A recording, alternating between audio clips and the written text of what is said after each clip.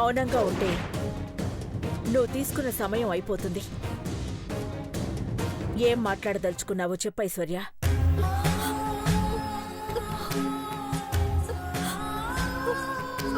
అంటే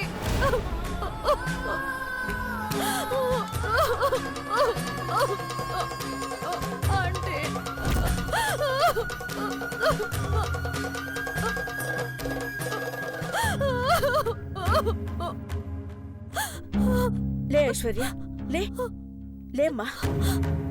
ఏమైంది? ఎందుకు ఏడుస్తున్నావు? ఏదైనా ఉంటే చెప్పుకోవాలి గాని చిన్నపిల్లల ఇలా ఏడుస్తారా? కళ్ళు తుడుచుకో. పెళ్లి ముహూర్తానికి టైం అవుతుంది. అందరూ ఎదురు చూస్తున్నారు ఐశ్వర్య. మీ దగ్గర ఈ విషయాన్ని దాచలేనంటీ.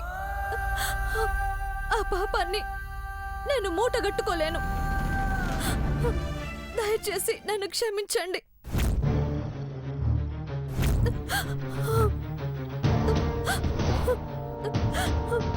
ఇంతవరకు మీలో ఆశలు కలిగించిన పాపిష్టి దాన్ని మన్నించండి.